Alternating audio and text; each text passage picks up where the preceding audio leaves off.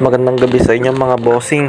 Sa video po natin ngayon ay ipapakita ko sa inyo kung paano mag-welding ng malaki yung gap sa pagitan ng dalawang bakal. Parang katulad po niyan ng ginagawa natin. Syempre, nag-prepare na tayo dyan ng mga gagamitin natin para naman hindi na magtagal ang video na to. Pagdudugtong-dugtongin lang natin yung apat na tubular na yan. Syempre, sasadyain ko na lakihan yung gap para naman maipakita ko sa inyo kung paano natin yan tatapalan. Disclaimer lang mga bossing, hindi po ako isang professional na welder. Gusto ko lamang po ibahagi ang nalalaman ko at makatulong sa mga baguhan. Hindi din po ako nakapag-aral ng TESDA at wala po akong hawak na kahit anong certificate or NC2.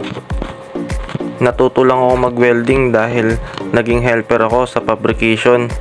At doon ko nalaman ang mga iba't ibang diskarte sa pag-welding. Pero huwag kayong mag-alala mga bossing, dahil sa taong kasalukuyan ay marami na akong napatunayan. Hindi naman ganun karami, pero masasabi ko na kaya ko na.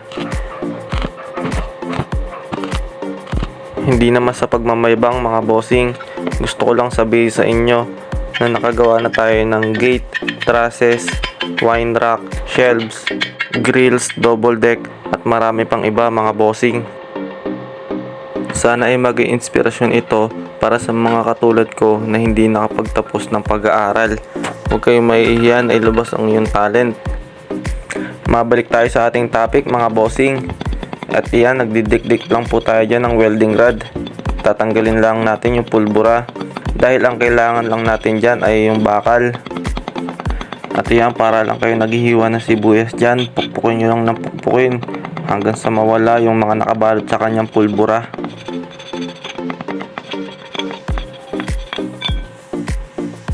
At yan nga po, i-demo ko muna sa inyo kung ano ang gagawin nyo habang kayo ay nag-welding na. At syempre, ipapakita ko po sa inyo ang actual na video para maintindihan nyo ng mabuti. Itututok mo lang po dyan yung welding handle mo doon sa welding rod na walang balot na pulbura.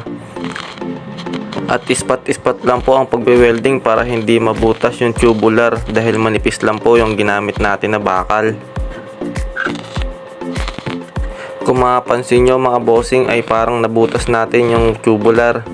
Yan ang sinasabi ko sa inyo mga bossing, hindi po tayo professional na welder. Kaya po walang magagalit kung tayo ay nagkakamali. Sabi nga ng iba, no one makes perfect. Kung baga sa Tagalog, walang tao ang perpekto. Gago! Paulit-ulit lang yung gagawin natin dyan mga bossing. Lagi yung tatapalan ng welding rod na walang pulbura, yung may mga gap. Ayan, at syempre pagkatapos natin mag-welding ay titik-tikin natin yan para makita nyo po yung ating naging resulta ng pinag-weldingan. Ayan nga, at maulog na po dun sa table na ginagawa natin kaya binaba ko muna sa sahig. Ayan, kitang-kita nyo yan mga bossing. Natakpan na po natin dyan yung gap.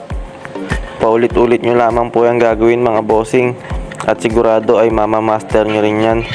Lahat naman ng bagay ay napag-aaralan. Napaka-basic lamang yan, kaya naman sigurado ako na kayang-kaya mo yan. At syempre pati po yung likuran ay weldingin din po natin. Kapareho lang ng ginawa natin kanina yung gagawin natin ngayon. Paulit-ulit lang po natin gagawin yan hanggang sa mawala yung pagitan nila sa isa't isa at ma-welding natin ng maayos.